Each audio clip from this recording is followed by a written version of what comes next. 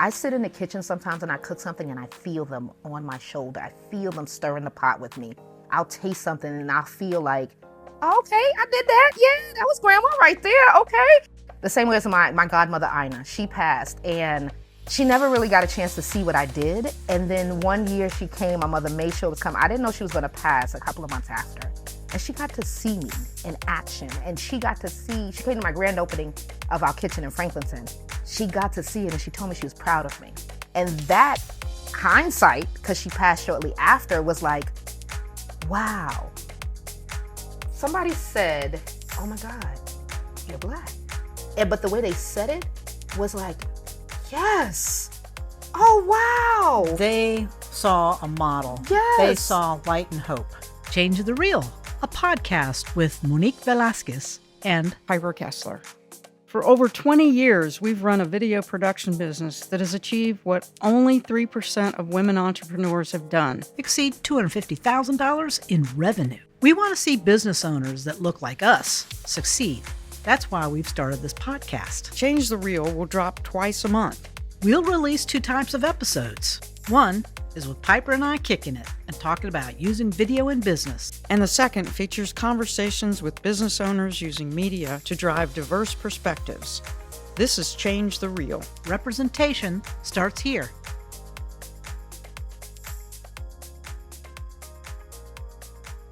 Hey y'all, I'm Monique. And I'm Piper. And today we're going to talk about being authentic and using your voice in media and changing the reel on what it looks like to be a professional out in the world and having somebody that looks like us talking about amazing things in a different industry, you know, in the Gordon Ramsay and what is his, Bourdain? What's his name? Oh, Anthony Bourdain. Anthony Bourdain, you know. So those sorts of places. I want to talk today with Queen Precious Jewel Zabriskie, executive chef. Yes. And you have just pivoted on some things. I did. But before we get to that and we talk about that, I'm going to have Piper ask the first question. The first question, if you could hand out your flowers today, who would you honor for shaping your entrepreneurial journey? Oh my God. And it doesn't have to necessarily be somebody you actually met. No, that's a dope question. Wow, because I never get to do that. I never get to tell people thank you. The easy answer is my mother. And I say easy because I am a tinker. And my mother is do what makes you happy. Are you being a good human? Are you being happy? That's the most important part. And so she taught me really early on, listen to your heart, listen to your spirit. And if your spirit is not happy, your heart's not happy, in people, places, and things, you need to move, period. And that will create the money, the finances, because money is tangible. Money is just money. It's energy. But the stuff that makes you happy will will provide for you. It brings an atmosphere of bringing more happiness, right? Yes. Tell me a little bit about your mama. My mother, Beverly. So my mother is a 5'2" pit fire of a Bronx chick that will let you know, don't do it, don't say it, you better be right about it. That's her energy. But she is 5'2". Did she grow up there? She's a Bronx born and raised. I have tried to get her out the Bronx just because you can get more square footage outside of the Bronx. And she's like, no, I'll move to upstate Bronx. And I'm like, okay, whatever. But that's who she is. And she's always been like, So she grew up? She grew up there, Co-op City. She is well educated. So my mother, it makes me smile when I think about her. So my mother did what it took to raise the children. So what that means is we grew up not with much money. And so she ran Cup Daycare, I believe was what it was called, where she did a food co-op. And she ran the daycare center for us. So she had the kids. She wanted to educate us well. So she was the first one I understood what a bushel of carrots was, a bucket of honey. Everybody now says vegan, doesn't eat this. Listen, it was one thing. You was vegetarian. That means you was plant-based. And so she was the first one that did that. I grew up vegan, vegetarian for the first 7 years of my life. She showed me what a tofu dog was, how to take tofu, scramble, and make it look like eggs. My brother hates tofu, but she would always try to trick him to make him eat the scrambled eggs as tofu. So how big is your family? 3 boys, 3 girls. We don't believe in steps and halves and all that good stuff. No, your family. So my family is that. And then we grew more. So I have brothers and sisters who came in, out, adopted. My mother's like, yeah, that's my child. And then now you're her child. That's it. But growing up, I have first three, and then my two brothers came in, and then my little sister came in, and we created this Brady Bunch of of a crew. You know, a blended family that comes together. How many of those were in this daycare and like? Well, this is like the first maybe 3 years of my life. So it was just me, my brother, me. Then it's my sister, Queen Mecca Asia, Dr. Queen Mecca Asia. I better put the doctor on there because I make her. All rights, honors, and privileges. Listen, she is a beast. She's a beast. She's so smart. I'm raising a very smart nephew, Muhammad, who you talk to him and he goes, well, actually, what I feel like, Auntie. Excuse me. Did you grow up with going to service and so my family religious observances? So my full name, Queen Precious Jewel Earth Zabriskie. My family grew up 5%er, which is a religion in New York. It may be elsewhere, but I know about it from New York, where they believe that it just embodies a lot of different things. So we grew up with that. And then my mother, when she got married again, about 13, I took my Shahadat, which is my belief in Allah and in Islam. So I took my Shahadat then. And that's where I've been. So I'm Muslim. And I have always maintained that. Yeah, okay. So, I mean, I'm going off of Muhammad. So Muhammad, I have my brother Hassan and then my sister Mecca Asia and myself are practicing Muslims. And then my sister Ozma, she's spiritual, but Ozma means one who's thought of highly in the community. So she deals with a lot of natural medicine. She's researched our ancestry a lot. So she's decided she's very spiritual. And then I have my other brothers who are, I believe one is Christian and one is, They're family. I got you. Family, yes, yes. All right. Well, I was just, not to segue too hard there. No, you're fine. But these are all the things, all the ingredients that create a story of who you are and where you are today. Yes. So tell us about your business. You have just pivoted. What's the heart of what you do and what keeps you motivated to show up as executive chef? Well, I want to just touch base real fast on the flowers thing because I realized I did give my mother her flowers. But my grandma Marion, my grandpa Larry, and my grandpa Blue and my grandpa Leroy, those are all my grands, that they are ancestors. But they give me, I sit in the kitchen sometimes and I cook something and I feel them on my shoulder. I feel them stirring the pot with me. I'll taste something and I'll feel like, okay, I did that. Yeah, that was grandma right there. Okay. The same way as my godmother Ina, she passed and she never really got a chance to see what I did. And then one year she came, my mother made sure it was coming. I didn't know she was going to pass a couple of months after. And she got to see me in action. And she came to my grand opening of our kitchen in Franklinton. She got to see it and she told me she was proud of me. And that hindsight, because she passed shortly after, was like, wow. But I have these dynamic men and female in my family who I need to give them their flowers. Those living, my coach, LaTanya, my wife, Jay, like these are people who really have said to me, girl, go do it. Just go. Just stop playing and step out there, which also is why I did pivot. So being in business 10 years, having a catering company that's a successful catering company, we built it to feed the masses. So it was large scale events, 100 to 200 people, and COVID came and shut that down. And so the culture looked different. And as stuff started coming back, business didn't start coming back in the same way as far as passion is concerned. And then throw in that being on Food Stars with Gordon Ramsay, I found myself... Was that in COVID? That was towards the end of COVID. It surely was. We filmed in LA. We had this COVID protocol. What year was that? 2021, I think it was. Oh, so it was deep in. Yeah, it before was either 2021 or 2022, but it was right there because a whole year...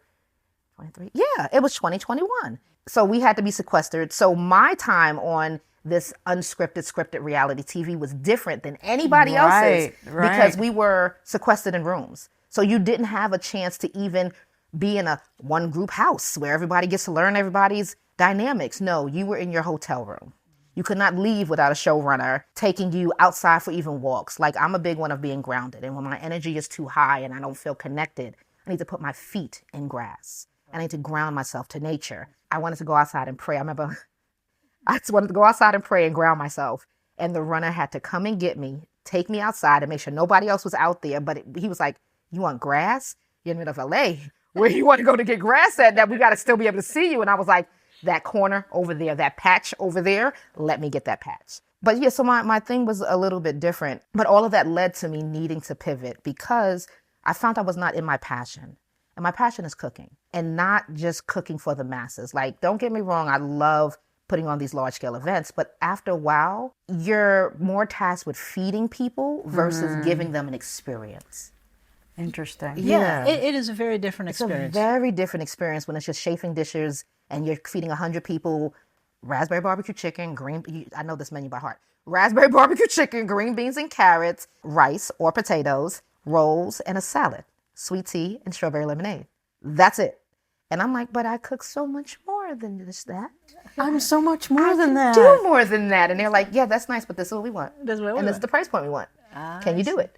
Yes, I can. But also on the Gordon Ramsay show, my business had to still survive while I was sequestered away and nobody knew I was gone. So we took me out of the kitchen. Right. We talked about this a little bit. Yeah, when you step away. Yeah, and when you're building and have these foundations for a business, you have to be prepared to not have the major force.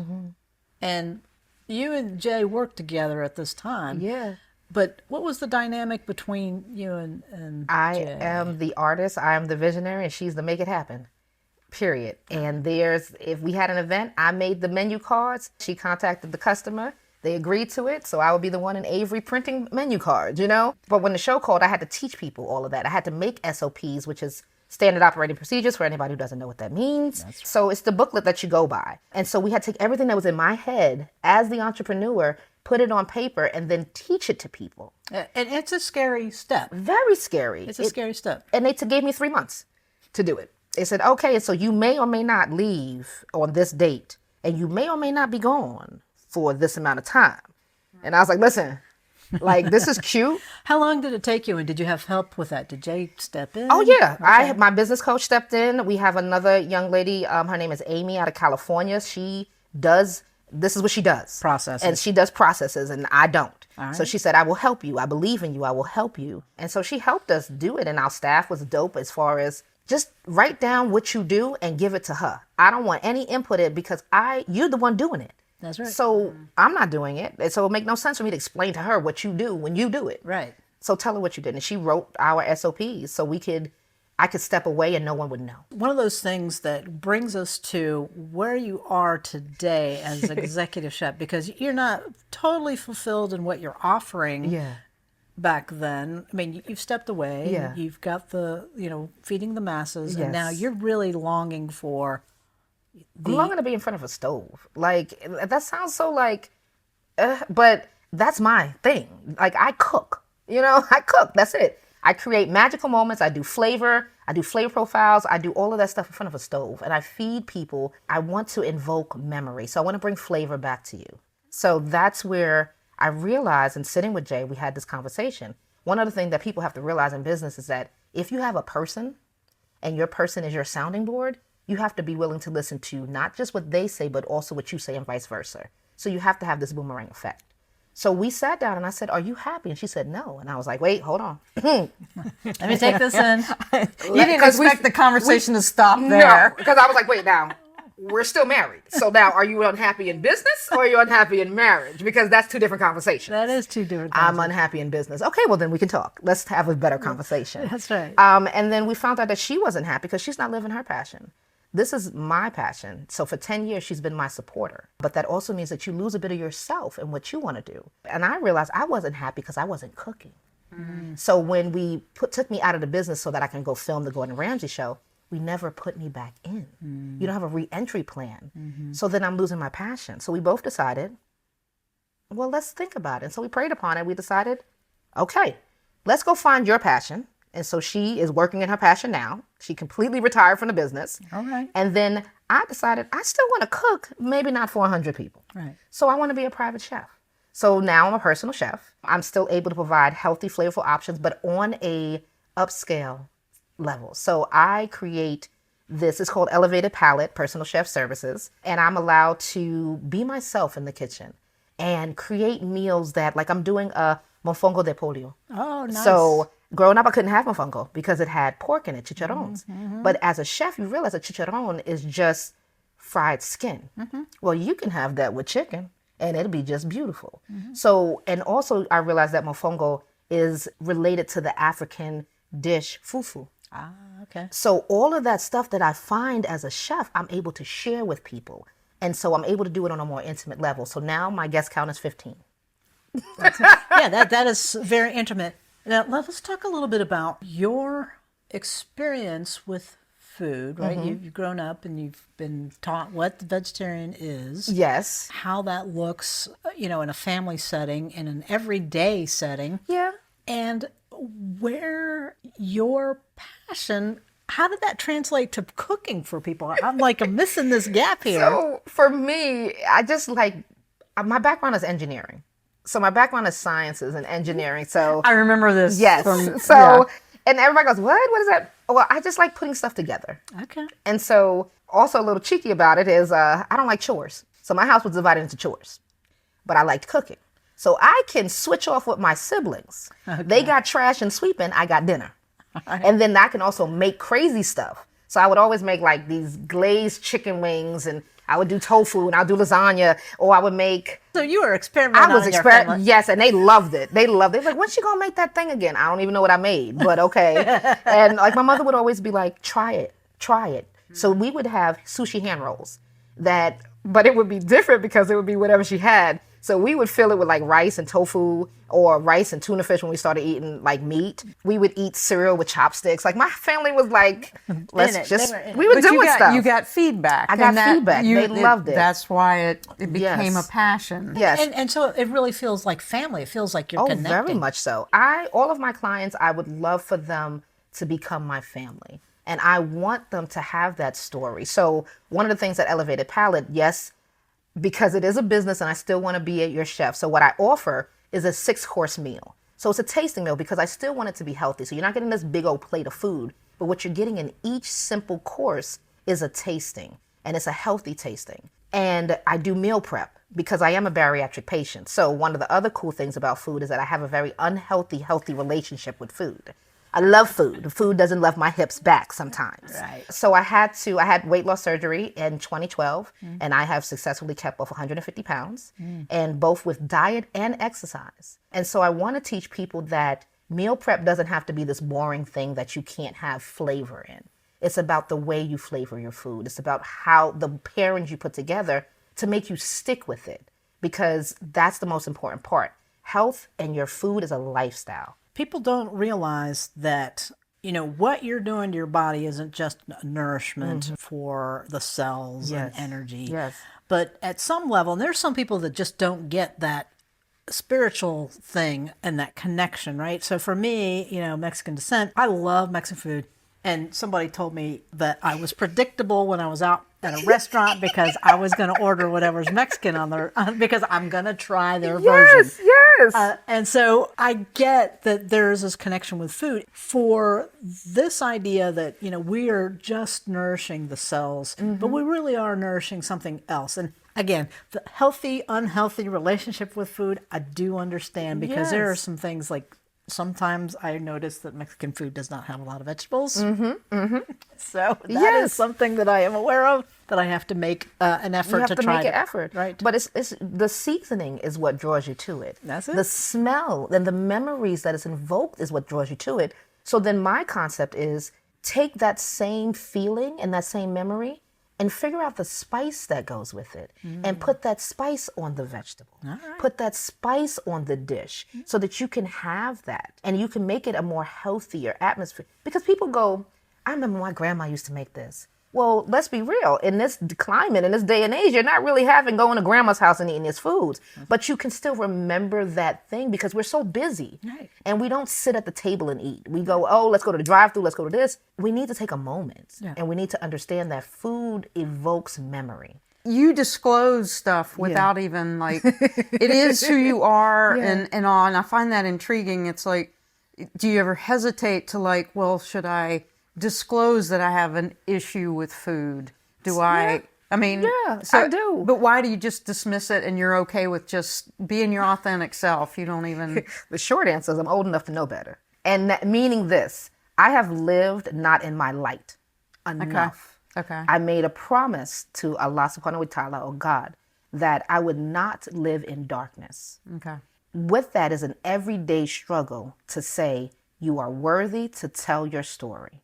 And I surround myself with people who remind me that it's okay to be you. And some days I forget. Some days listen, some days I wake up and I'll put something on and it'll effectively darken me, darken my aura, darken my energy, where I'm like, no one will see me today. And then I'll take 2 steps and I'll get this tap on my shoulder that says, now, queen, that ain't gonna work today. And I have to choose to listen to that inner voice that says, it's okay to show up and be yourself. It's okay to be bright. It's okay. This is an amazing thing because you are super authentic and you are very busy on the social media and the media. And, you know, this whole idea of the bariatric patient. And I did a little Googling not too long ago and I hit you with that text and I was like, I just saw you on Say Yes to the Dress. Yes. So Say Yes to the Dress is one of my favorite shows. How did you get there? Because I was tired of not seeing myself. So I watched that show. Me and my wife would watch that show all the time. And there was never a Black gay couple on there. And I was like, nah, I know.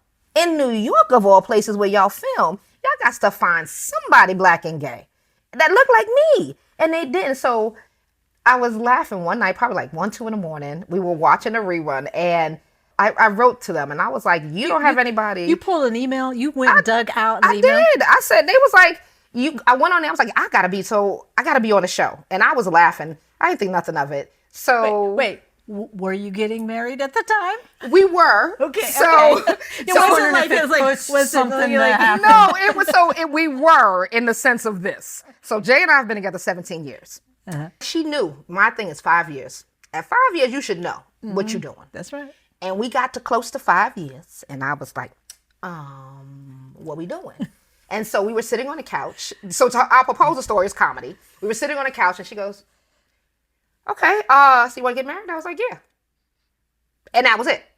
But then we started kind of planning stuff, and I still wanted to air secrecy. She still had to ask my mother and my brother because that was very important, which was a very interesting thing because I am Muslim and I'm gay. So that's interesting. That's a whole nother story. But I wrote to them and I told them, I don't see me on your show and I have a great story and I would love to be on your show. So you just said it. Yeah. You just said, look, you're not showing up and this representation isn't here and I'm raising my hand. Me. And part of me was like, they gonna tell you crazy, you know.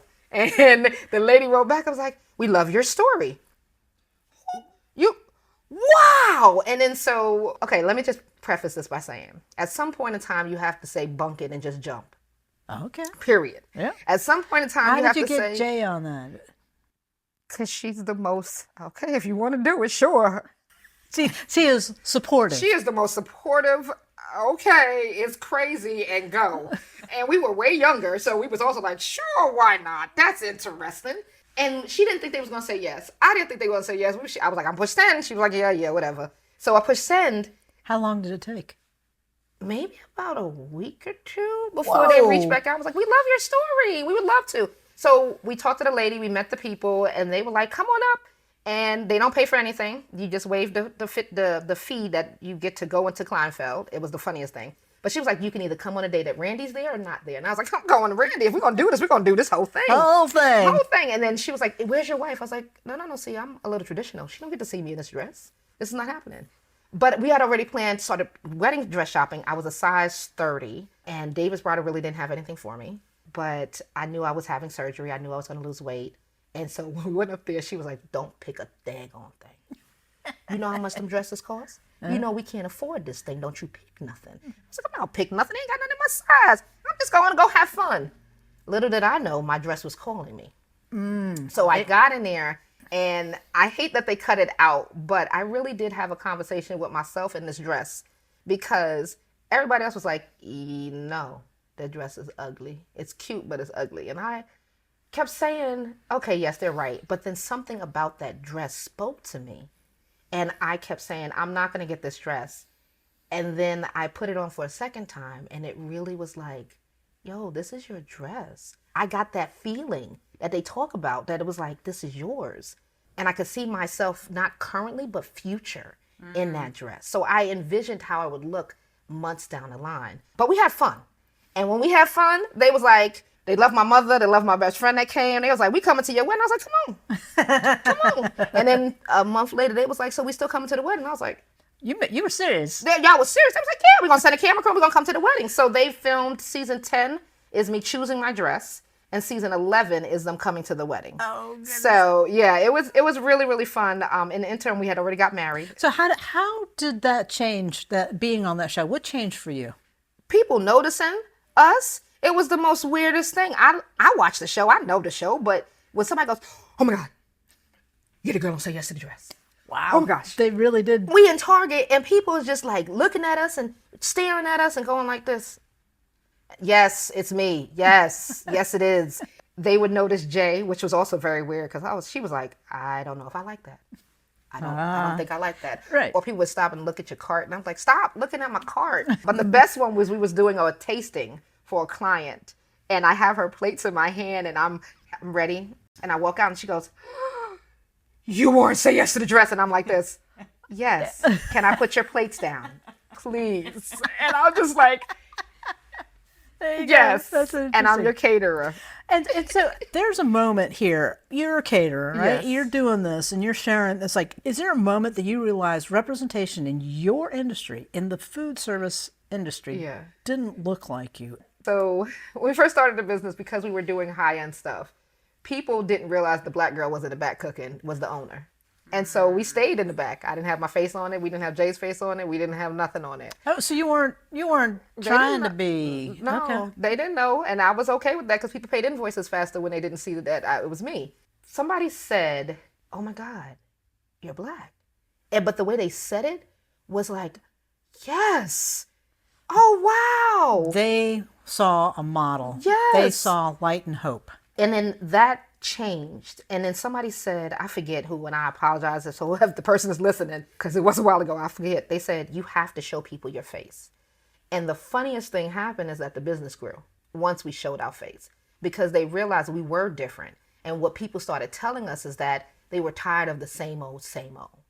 And they understood because of the flavor that the person in the back cooking was different, but to see it. We've had some interesting times where people were like, I'm going to tell your boss, this, trying to be nasty. And I come around the corner and they go, oh, okay. Yeah, you can't be racist when the person you're trying to be racist to is the person that is me. Yes, right. It's me. Yeah. The coolest part, though, I will say, is that it warms my heart to be able, I've talked to a young lady who was in an after-school program who, she wants to be a chef. And a friend of mine was like, can you please just say hi? Like record me a message, just say hi. And I was like, no, I'll do you better. What's her name? And I recorded her a full video because I understood that not seeing yourself is a big deal. It didn't deter you, though. It didn't deter me. Oh, Right. no. Meaning- It fired me. I'm from the Bronx. Yeah, like you just saw, hey, this is something I can do. This is something I do. Yeah. And now you're getting this feeling like, oh, I can actually bring along new faces. Yeah, that look like as me. a business owner, I mean, how do you express that? What do you say about inclusion from just being a business owner? Inclusion is important, but it's important to understand that there are people out there who want it. And that they might not speak up because their spirit is broke, because when they did speak up, somebody said, well, you don't really have the talent yet, versus saying, well, let's see what talent you do have.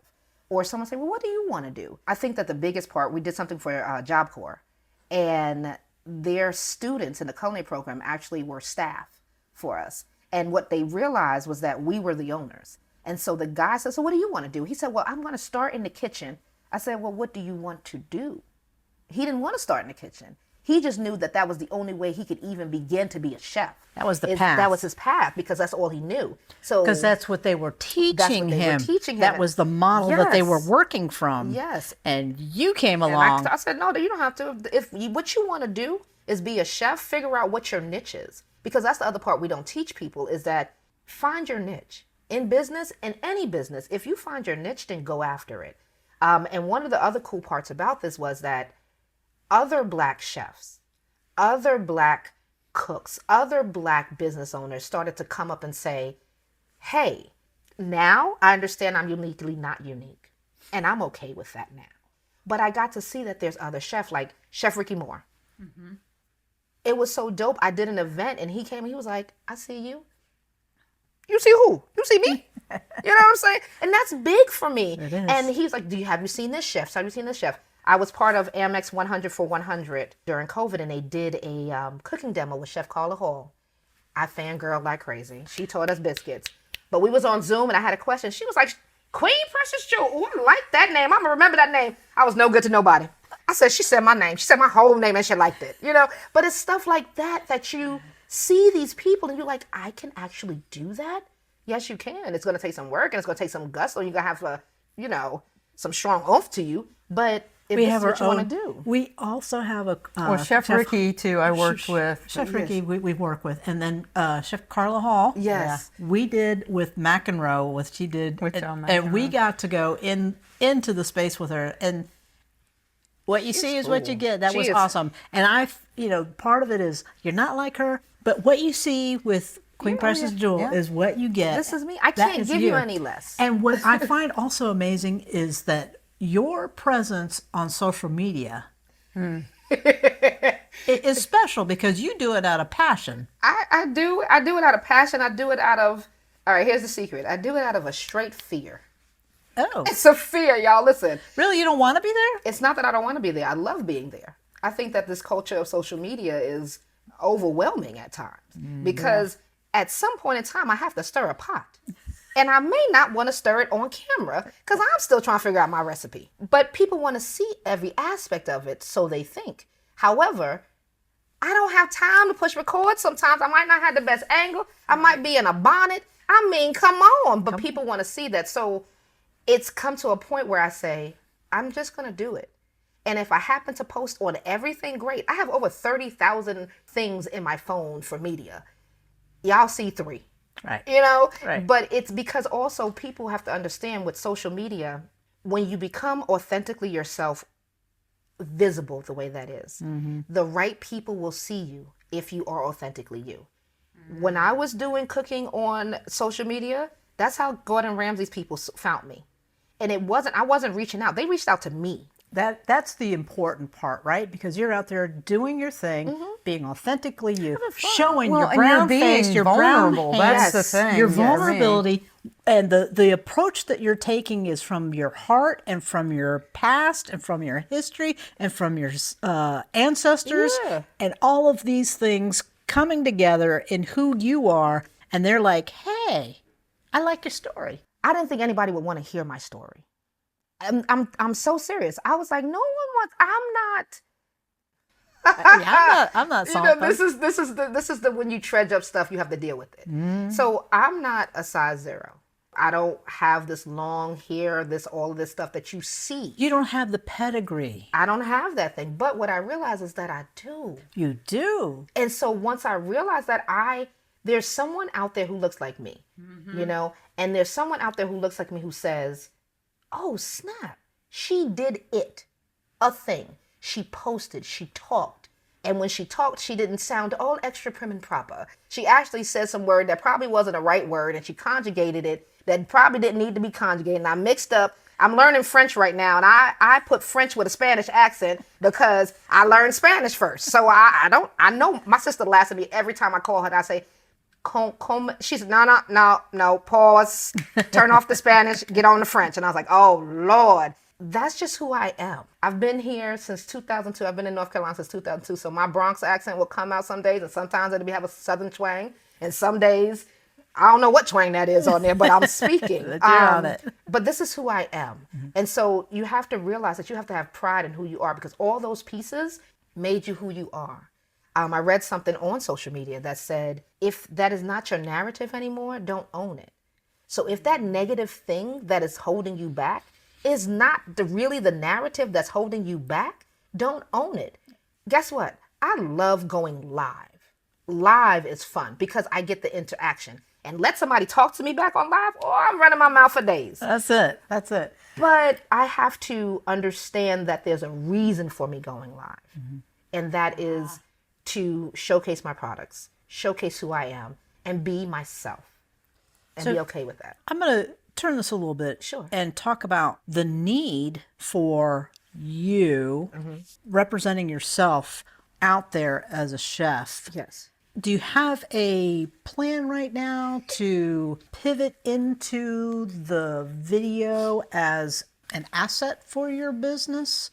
Like, are you going to do, Okay, so I'm going to make you laugh, right? Okay. So there's this quote that I hold on to, and occasionally when I forget it, I say it, and it's by Jay-Z. He says, I'm not a businessman, I'm a businessman. And for me, and I know I'm probably saying it wrong, but I'm telling you what it feels like for me. At some point, you have to embody your business. That's what I do, and that's what I yearn to do. I'm not just a piece of my business. I am my business. Absolutely. I am Chef Queen Precious Jewel. It took me a long time to say, you really are a chef. Because I am homeschool. I cook. How did you start? What class did you go to? My mama's kitchen?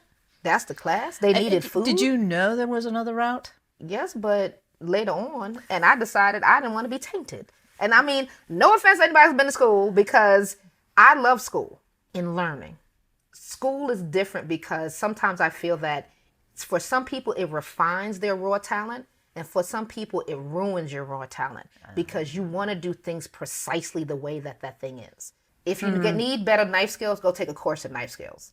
But if you want to learn the perfect French way to do stuff, go take a perfect French way to do stuff class. But if you're authentically saying, I am cooking the way my ancestors cooked, and I am doing an influence of this, an influence of that, then learn those influences. I don't believe that you have to essentially go just to the school to learn it, to do it that way. Because there's some chefs that once they leave school, they go find somebody's grandma, somebody else to teach them the ways of the way, and then they meld it together. And for me, I read a lot. I YouTube a lot. When I wanted to learn how to make pasta, I made a whole lot of nasty pasta. I made a whole lot of dumpling pasta. But then I started watching people and how they make pasta. And I said, I'm going to get that tool. Let me see what that tool does. Jay calls it the graveyard of my ideas. I have several tools and things that I bought. And I said, I'm going to use that. And I have a sous vide machine. I don't even know what sous vide is. Yeah, I thought I was going to use it because somebody I watched used it and it was like, oh, this is so cool. I'm going to buy it. It's still in a box. I see. Now, I could use it if I need to. Okay. But I don't because that's not who I am as a chef right now. So, Right now. But that's why I'm able to go on social media and say, this is who I am. And like I said, every day I'm like, So now I'm gonna put this out there too. Yes. It's like, if somebody said, hey, we want to learn your process. Are you interested in putting together some, tips, videos, content, and then, packaging that? I have no problem with that now because I understand that what I do is cool and some people might want that. I've done a couple of cooking classes. I have the YouTube channel where it was just me having fun and doing stuff. And I realized there was people who was like, hey, can we have 9 episodes of that? And I was like, you really? Sure. It's the most comedic thing. It's like, some people like, don't show your card that you're shocked that somebody said yes to you. But I am, darn it, I am. And I'm okay with that to say, wow, that's awesome. That doesn't negate the fact that I'm going to do it and I'm going to have fun with it. But it also allows me to really be that little young girl who says, yo, you're doing that thing. This is so cool. To still have that internal passion about what you're doing. We can feel it. We see it. Yes.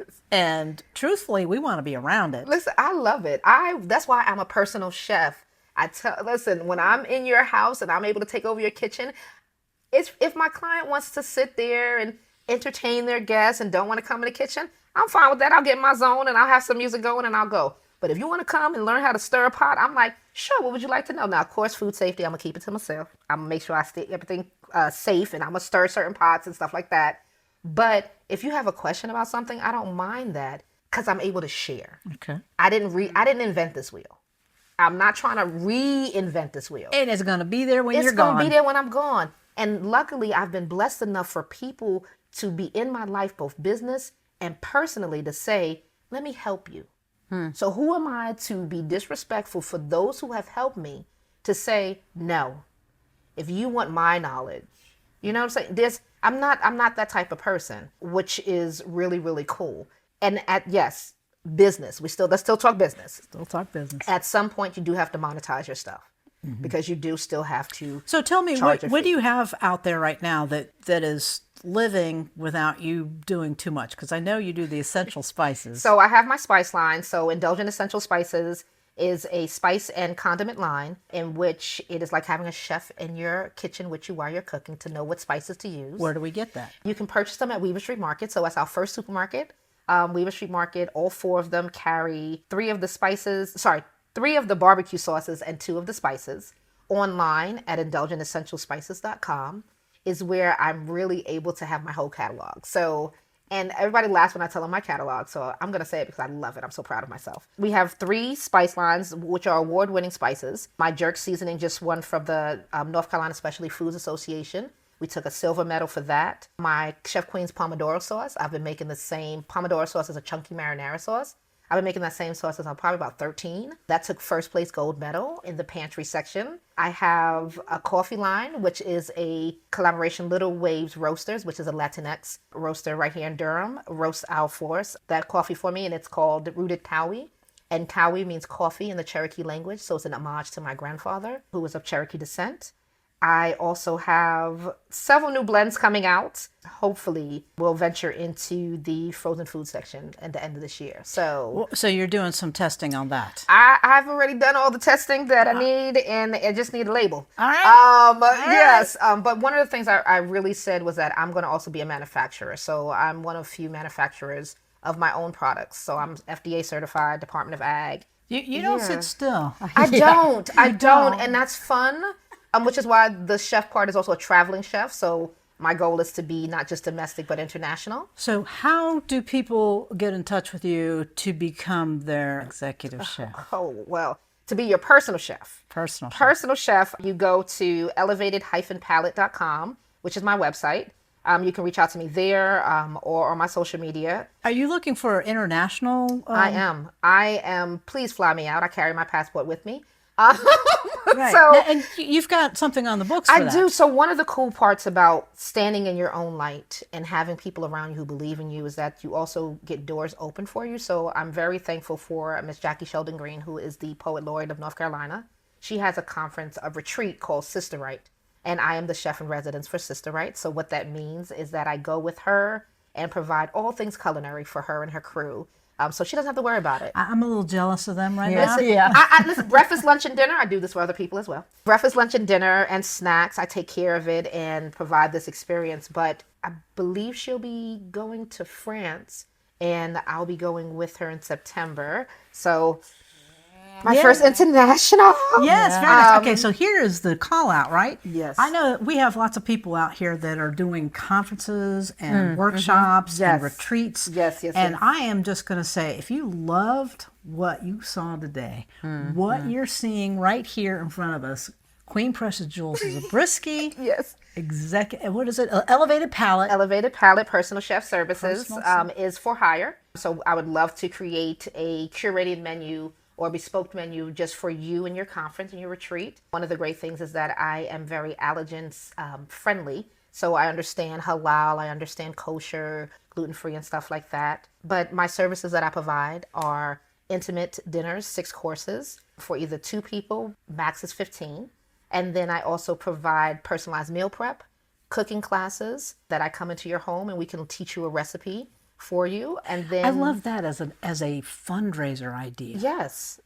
I can come and do something because like that. What happens is it becomes a really amazing experience, because if you have your high donors here and they want to have something that they can talk about later, that they went to somebody's house and got to be with the chef and learn something that they don't know anything about. Yes. It would be, I think it'd be a great I idea. love doing that because people are scared of certain things to cook, and and it's fine. Like people hate cooking eggs and rice, and I'm like, Interesting. But Eggs, because eggs you can go really bad. We have the sweetheart eggs, is what we call it in my house. That's the way that I like my eggs and Jay likes her eggs, and it's probably wrong on so many chefs' ideas, but that's the way my baby likes her eggs, so she gonna get her eggs that way. And then you have the proper way to cook eggs, the over medium, the over easy, the poached, and all that good stuff. Yeah, we can play with that, but people get scared of that. But food is not scary. Cooking is not scary, and so I want people to understand that. Invite me in your home. Let me show you how much fun you can have with it, and then we'll go from there. And also on your vacations and your retreats, if you do not want to cook, that's my job. I actually love it. Yeah, that's fantastic. That's what we have. So we're going to wrap it up. We've run out of time. And I have such a good time when I'm hanging out with you. Yes. Do you have anything else that you wanted to find out about? No, I mean, I love listening so much. I know. It's like in my head, I'm going, well, how did you get over that obstacle? And you already are like, the tap on the shoulder, prayer. I don't need this. Yeah. You get through that obstacle so quickly for people that might be hindered from moving. Yeah, they see it as a barrier, something. and they see it a place to stop. And so we're really happy to share you with our audience, however small or big it is, because we want to see you make that $1 million. Oh yeah, yes, I'm At here least. for it. Listen, it's a number. I have a good friend, Abna and Quadro. They are my brothers and sisters. And my brother Quadro said to me, the amount of money that scares you, you'll never go past it. And I said, oh, so you have to rethink money. You rethink poverty, rethink your status, rethink who you are, and go through it and give yourself grace to know that some days you're going to be scared. Right, because here's the thing, growing up in Black and brown communities, we don't always have access to role models and the best financial, economic information, and we're just figuring it out as we go. Yeah, and I say go figure it out. Go reach for somebody. Right, and so we're here to say, change the reel. Yes, it is. Switch up that story. Figure out who we can look at. Yeah, and model. And someone behind you too. Right. You need to be the model for somebody behind you, else. because you figured it out. It's time for you to hand that code back to them, so they can get to be where you're standing, and then you just look forward and take the next Keep step. going. That's Keep it. going. Change the reel. Yes. I love it. Thank y'all so much. This has been appreciate fun. Always is. Always is. Thank you so much for listening to this episode of Change the Reel. If you like the episode, subscribe. Share it or leave a comment. And remember, Representation starts here. Hasta pronto. see you soon.